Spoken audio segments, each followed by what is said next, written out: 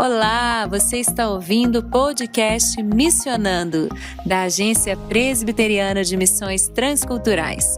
É a APMT aproximando você do universo da missão transcultural. Você encontra o nosso podcast nas principais plataformas de áudio. É só seguir, curtir e compartilhar.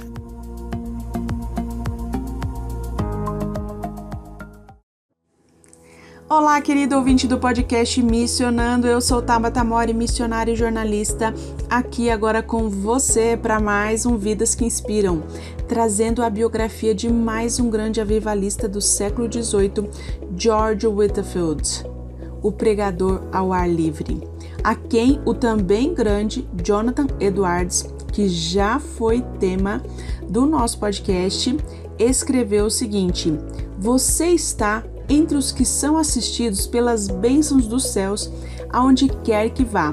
E tenho grande desejo, caso seja vontade de Deus, que a bênção que assiste sua pessoa e obra possa descer sobre esta cidade e possa entrar em minha própria casa e que eu possa recebê-la em minha própria alma. Ficou curioso para saber quem é George Whitefield? Então fica comigo e seja inspirado.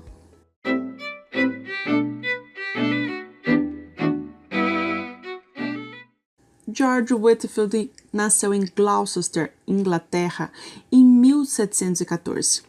Por volta dos 3 anos ficou órfão de pai e a sua mãe se casou novamente e assumiu o Bell Inn, que era uma taberna, pensão, mas sem conseguir prosperar nos negócios, ela não pôde dar a George as melhores oportunidades de estudo. Ele estudou então em uma Free Grammar School, em Gloucester mesmo. Essas escolas secundárias normalmente eram denominacionais e lá ele estudava inglês, grego e latim. Já nessa época ele demonstrava sua super habilidade para discursar, inclusive sobre a Bíblia. Mesmo não sendo salvo, pois lia diariamente a Bíblia, talvez mais por interesse literário que espiritual. Viciado em mentiras, palavras sujas e gracejos tolos, tudo menos um religioso.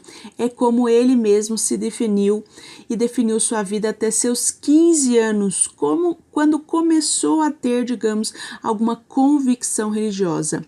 Contudo, foi também aos 15 anos que precisou trocar as línguas pelo esfregão, uma pia cheia de copos para lavar e um balcão de bar, pois viu-se obrigada a auxiliar sua mãe nos negócios. Depois de 1 ano e meio nessa vida de taberna, a sua mãe decide, por fim, aposentar-se do Bell Inn. Foi então que um amigo de escola lembrou Whitefield sobre o sonho de ir para Oxford. Com isso em mente, ele retoma a escola secundária e, depois de muita graça providencial em sua vida, favorecendo todo o seu caminho, ele entra no Pembroke College, em Oxford, custeando sua vida universitária com o trabalho de garçom em um hotel. Deus não joga nada fora da nossa vida, inclusive o tempo de Whitefield na taberna da mãe. Mas foi lá em Oxford que suas poucas convicções se amadureceram para um sólido e decidido cristianismo. Nas suas próprias palavras sobre Oxford, ele diz: este lugar onde Jesus se revelou a mim pela primeira vez e me deu um novo nascimento. Daí para frente, a sua vida universitária foi marcada por estudos bíblicos no dormitório, visitas à prisão, lendo para os prisioneiros, fazendo o bem que podia. Também nessa época cruza o seu caminho John e Charles Wesley, que tinham ideias semelhantes sobre vida cristã. Não sei se você se lembra, além de serem também grandes nomes do avivamento, são os fundadores da Igreja Metodista, que ganhou esse nome por causa do método de vida dos seus devotos. Quer dizer, sempre voltado para uma vida integral, holística do ser humano, dedicando-se ali tanto à questão espiritual como questão social, emocional e outras. A vida cristã de Whitefield é então marcada por várias leituras de grandes homens e Estando já com a sua mente aberta depois dessas leituras, ele mesmo relata que começou a ler a Bíblia de outra forma. Ele diz: comecei a ler as Sagradas Escrituras de joelhos, deixando de lado todos os outros livros e orando sobre, se possível, cada linha, cada palavra. Eu vou repetir para você, querido ouvinte: orando sobre cada linha, às vezes cada palavra da Bíblia. E ele continua: isso provou ser para mim comida e bebida para minha alma. Recebia diariamente vida nova, luz e poder do alto. Eu obtive mais conhecimento verdadeiro lendo o livro de Deus em um mês do que jamais poderia ter adquirido de todos os escritos dos homens. Querido ouvinte, eu preciso perguntar: que tipo de vida você quer ter? Uma vida de crente ou uma vida de crente com uma louca sede por Deus? Uma vida que passa ou uma vida que inspira? Eu estou perguntando para você porque eu perguntei para mim mesma. Falando para vocês sobre a vida desses homens e mulheres que marcaram a história da igreja cristã, eu tive que reconhecer: são vidas dedicadas a Deus, vidas com fome, sede de Deus, uma vida muito mais de Deus do que deles próprios, uma vida para quem o viver é Cristo, morrer é lucro, pois significa estar face a face com Deus na sua caminhada com Cristo. Que lindo, né? É essa vida que eu quero ter e eu espero que você seja inspirado a ter essa vida também. Whitefield tem te inspirado até aqui? Que mudanças você vai promover na sua vida de hoje em diante para ser esse tipo de pessoa? Se tiver uma boa ideia, compartilhe aqui com a gente.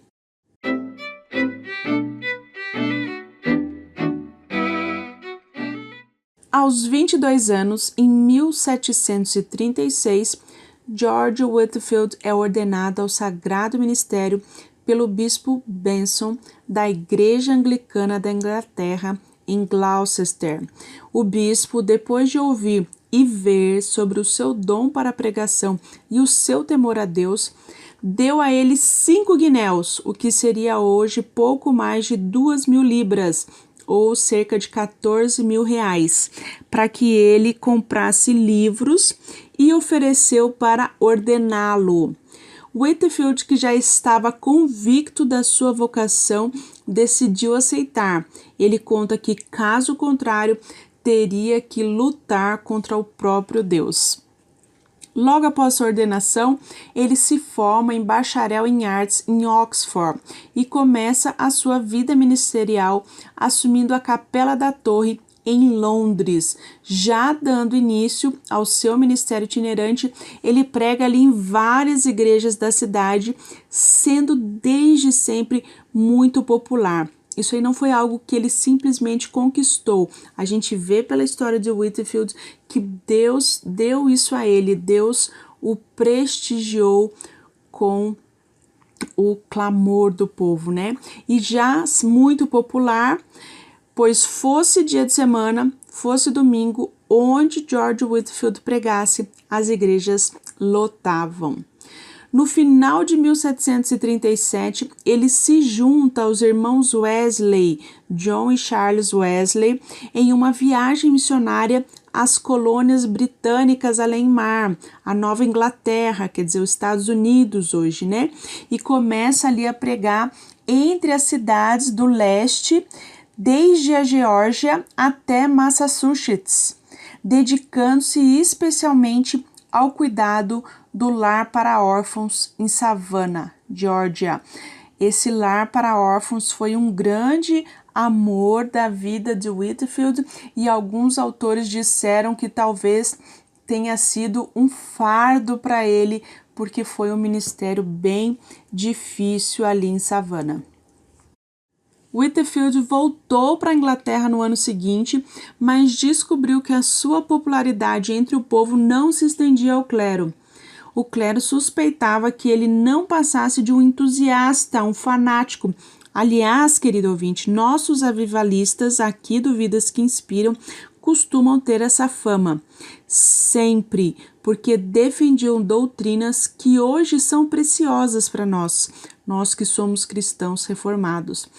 Eles, as igrejas, o clero, ficaram especialmente escandalizados por sua pregação sobre a doutrina da regeneração ou do novo nascimento, como algo que até os batizados precisavam. E atenção para os batizados, não necessariamente convertidos, porque havia ali muitos nominais, já que a igreja anglicana era a igreja do estado, era a igreja da Inglaterra.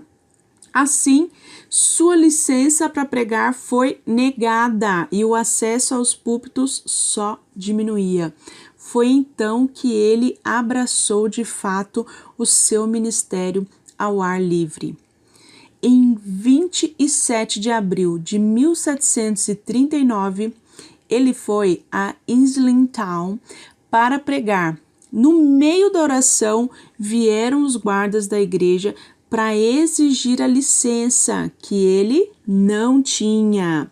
Sendo então proibido de pregar, ele saiu para pregar ao ar livre. Onde? No cemitério. Daquele dia em diante, sempre que o clima permitia, ele pregava ao ar livre. E sabe o que é interessante sobre a pregação ao ar livre? Não tem limite de cadeiras. 2 dias depois de ser proibido de pregar ali em Islington, ele pregou para uma multidão em Moorfields de manhã e para outra multidão de cerca de 30 mil pessoas. Lembrando, gente, 30 mil pessoas naquela época era quase 10% da população de Londres. E ele nem pregou em Londres, ele pregou em Kennington Common, próximo de Londres. Whitefield levou o evangelho para fora da igreja, levou o evangelho para os pecadores, para os ociosos, para os quebradores da lei, para os rebeldes contra Deus.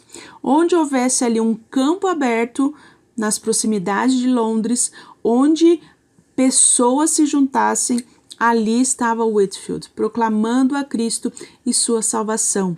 E centenas de pessoas que nunca pensaram em ir a uma igreja se convertiam. Olha que lindo, ele aplicava a si mesmo as palavras que tinha ouvido do Dr. Delany. Desejo, todas as vezes que subir ao púlpito, considerar essa oportunidade como a última que me é dada de pregar e a última que é dada ao povo de ouvir. Ele pregava com lágrimas, isso vários relatos dizem. Pregava com lágrimas e as pessoas viam que suas lágrimas eram sinceras. E eles diziam, vocês me censuram porque eu choro? Mas como eu posso me conter quando vocês não choram por vocês mesmos, apesar das vossas almas mortais estarem à beira da destruição? Não sabem se estão ouvindo agora o último sermão ou não, ou se terão outra oportunidade de chegar a Cristo. Olha, ele chorava porque aqueles que não se converteram não tinham certeza se teriam uma nova oportunidade de ouvir de Cristo e se converterem. É amor, amor pelas pessoas. E ouvintes, em todo o Reino Unido, Inglaterra, Escócia, Irlanda, País de Gales, pode-se dizer que se havia ali um local considerado como uma cidade, todas elas George Whitefield visitou. Ele esteve pelo menos 14 vezes na Escócia e em certa vez ali naquele país ele pregou para 100 mil pessoas de uma só vez. Ele pregou para 100 mil pessoas na Escócia. Lembrando, não tinha microfone. Além das suas pelo menos 7 viagens à Nova Inglaterra, que é os Estados Unidos, tem-se registro que ele esteve também na Holanda, Portugal, Bermudas e é possível que tenha estado em outros países além destes do Reino Unido. Tem-se registro que ele pregou por todos os dias durante os 31 anos de ministério, muitas vezes mais de uma vez por dia. Não interessa se era 31 de dezembro, 1º de janeiro, feriado, segunda, domingo. Se a saúde assim permitisse e o clima não fosse realmente um empecilho, lá estava George Whitefield clamando aos homens que se arrependessem e crescem para que fossem salvos. Durante sua vida, ele pregou ao menos 18.000 sermões para cerca de 10 milhões de ouvintes. Whitefield morreu, de repente, em Newbury, durante sua 7ª viagem aos Estados Unidos, num domingo, 29 de setembro de 1770, aos 56 anos.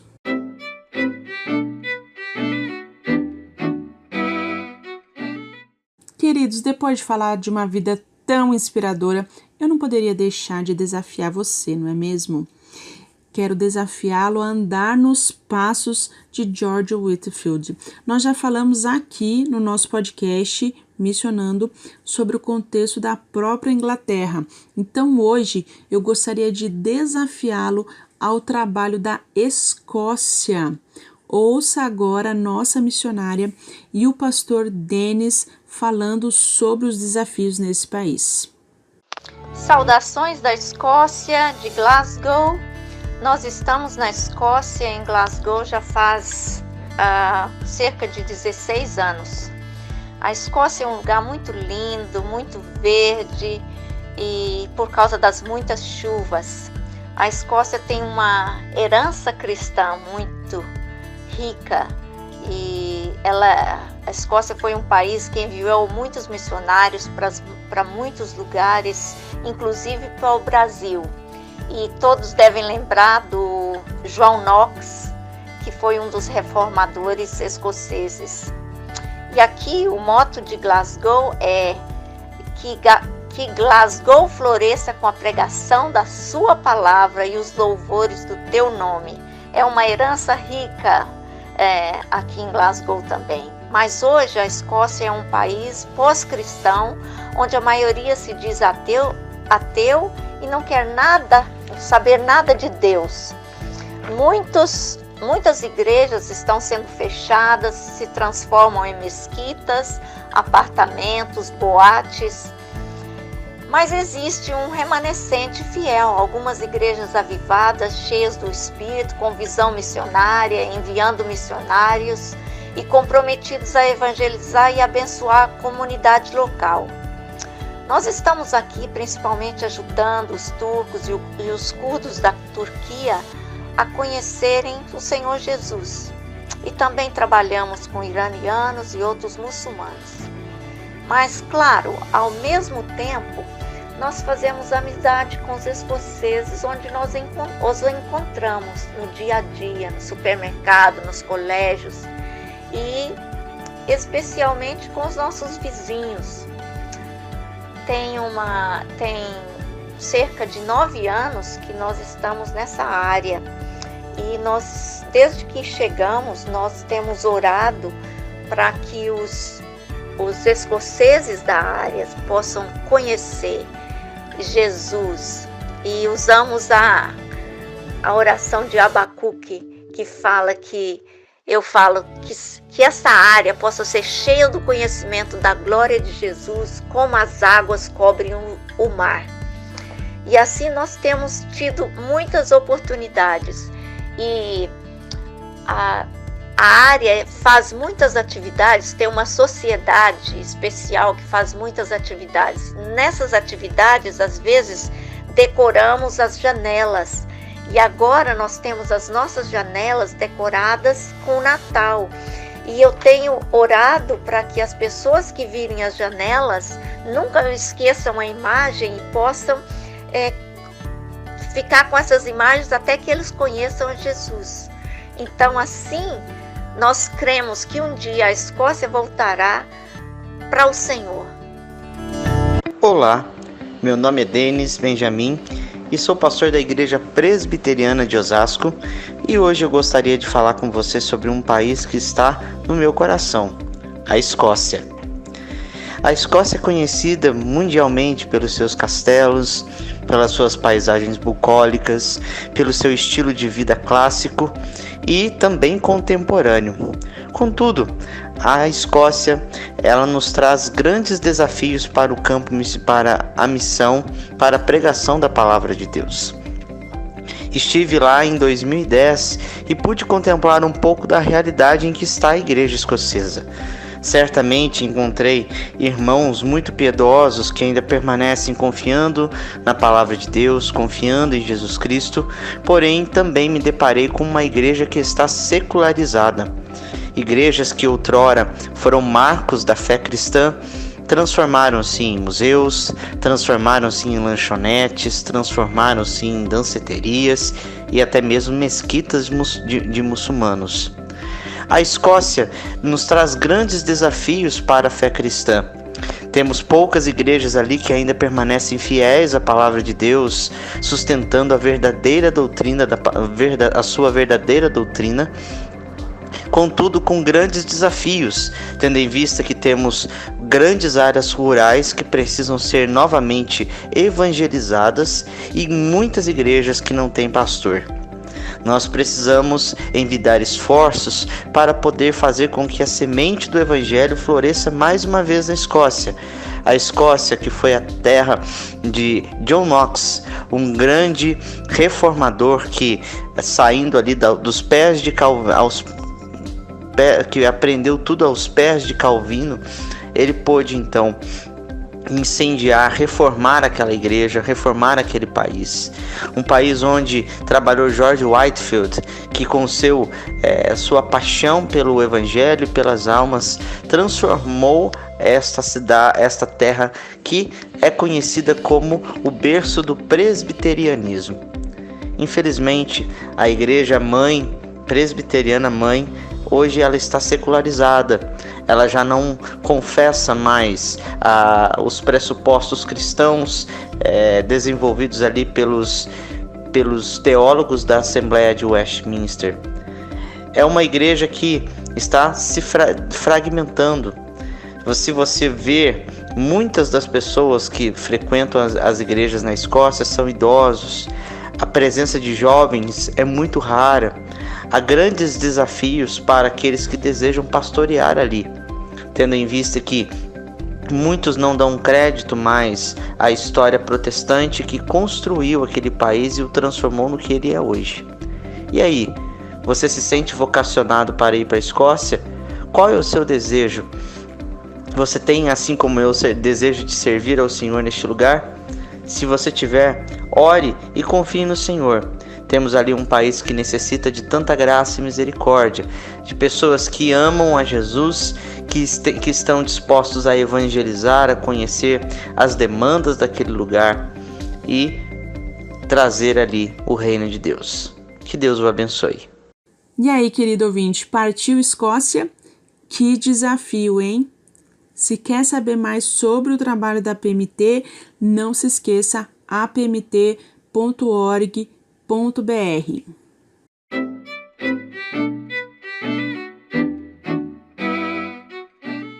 Agora, querido ouvinte, eu gostaria de trazer algumas outras informações específicas sobre a vida de George Whitefield, esse avivalista usado pelo Senhor em seu tempo, mas também aqui agora para inspirar você e eu algumas informações que não poderiam ficar de fora. Você deve ter percebido os detalhes das nossas informações. Isso se deve principalmente ao fato de o próprio George Whitefield ter escrito 2 esboços de sua biografia. A Short Account of God's Dealings with the Reverend Mr. George Whitefield, um breve relato das relações de Deus com o reverendo Sr. George Whitefield, de 1740, e A Further Account, um relato adicional, de 1747, que foram depois posteriormente publicados, além, claro, de seus diários e sermões, várias coletâneas de sermões do George Whitefield foram publicados. Infelizmente, quase tudo em inglês, sem tradução para o português. E, claro, além disso, outras 4 biografias de autores diferentes foram publicadas sobre a sua vida. Outra coisa, falando em detalhes, seu diário registra que no dia da sua ordenação, ele se levantou cedo para orar sobre o assunto da epístola de Paulo a Timóteo, especialmente sobre o preceito: ninguém despreze a tua mocidade. Sabe por quê? Porque era comum que se ordenassem rapazes a partir dos 23 anos, mas ele ainda tinha 22. Ele ainda registra sobre a sua ordenação: posso testificar perante os céus e a terra que dei-me a mim mesmo quando o ancião me impôs as mãos para ser um mártir por aquele que foi pregado na cruz em meu lugar. Ele se entregou para morrer por Cristo ali no momento da sua ordenação. Quarto, Whitefield tinha convicção de que Deus gostaria que ele se casasse, mas orava o seguinte: orava a Deus que não tivesse uma esposa até que pudesse viver como se não tivesse uma. Aos 27 anos, ele se casou com a viúva Elizabeth James, de 36 anos, que faleceu poucos anos depois. Ela deu à luz apenas um bebê vivo que faleceu com poucos meses e quase não há registros sobre a vida familiar de Whitefield. 5. De Northampton, Jonathan Edwards escreve para Whitefield em 12 de fevereiro de 1739. Reverendo Senhor Whitefield, meu pedido é que em seu plano de viagem através da Nova Inglaterra, no próximo verão, lhe agrade vir visitar Northampton. De fato, estou temeroso de que você seja desapontado com a Nova Inglaterra e tenha menos sucesso aqui do que em outros lugares. Temo que esta terra em que habitamos, que foi agraciada com luz, que muito desfrutou do Evangelho, que foi saturada dele e o menosprezou, seja mais endurecida que a maioria dos lugares por onde você pregou. Ele está falando dos Estados Unidos no século XVIII. O que será que se falaria a George Whitefield do Brasil no século XXI? Sexto, Whitefield sofreu diversas perseguições. Além de igrejas fecharem as portas para ele, às vezes nem os hotéis queriam aceitá-lo como hóspede. Em Moorfield, destruíram a mesa que lhe servia de púlpito e arremessaram contra ele o lixo da feira. Em Evesham, foi ameaçado de prisão caso insistisse em pregar. Em Staffordshire, atiraram-lhe torrões de terra. Em Bainstoke, foi agredido a pauladas. Em Exeter, enquanto pregava a 10.000 pessoas, foi apedrejado de tal forma que pensou haver chegado a hora, assim como foi para Estevão. Mais uma informação que não podia ficar de fora. Em 7 de abril de 1746, George Whitefield funda a velha Igreja Presbiteriana do Sul em Newburyport, Massachusetts, na Nova Inglaterra, Estados Unidos, onde ele agora está enterrado. Ele foi enterrado em uma cripta abaixo do púlpito dessa igreja que ele mesmo fundou. Seu amigo John Wesley, de volta à Inglaterra, pregou 3 sermões fúnebres em cultos realizados em sua homenagem, sempre com uma multidão de pessoas para homenagear esse homem, George Whitefield. Anos depois, em 1828, ali na igreja de Newburyport, foi erguido um memorial em sua homenagem. E nossa última informação, ele é comumente associado à fundação da Igreja Metodista por causa especialmente da sua amizade com John e Charles Wesley. Contudo, o metodismo só rompeu com a Igreja Anglicana da Inglaterra depois da morte de Whitefield. Então, ele foi ali vinculado à igreja até o fim de seus dias. Embora nos Estados Unidos ele era de ordem calvinista e fundou ali a Igreja Presbiteriana em Newburyport, como a gente viu.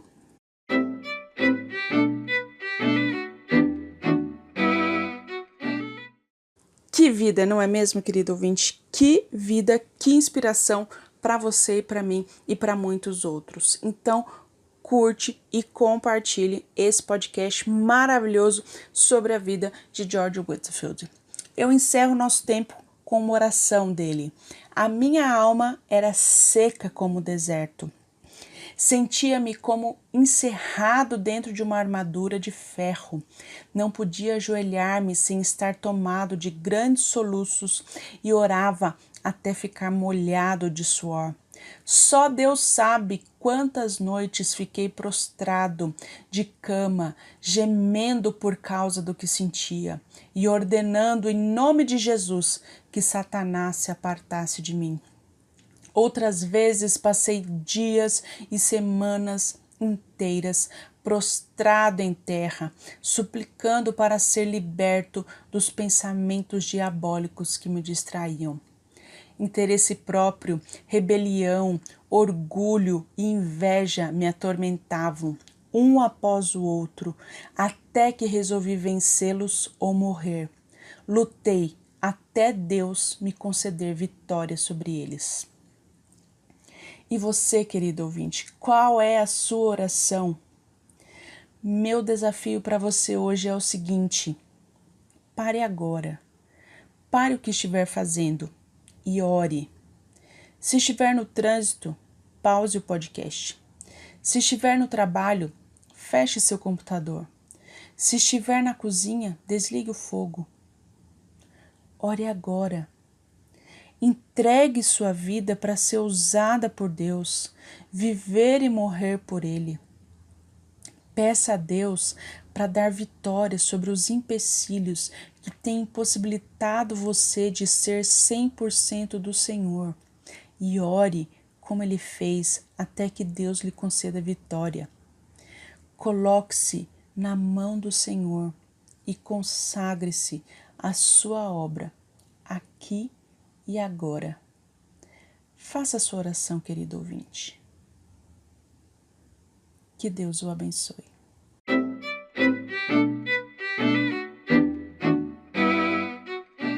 O Vidas que Inspiram de hoje contou com informações de apmt.org.br, agrestepresbiteriano.com.br, banneroftruth.org, christianitytoday.com, monergismo.com, silaspartners.com. E este foi o podcast Missionando, uma produção da equipe de comunicação da APMT, sob coordenação de Isabela Silveira, produção e locução de Fernanda Muniz, Raquel Henrique e Tabata Mori, edição de áudio de Ronaldo André e técnico Kleber Macedo.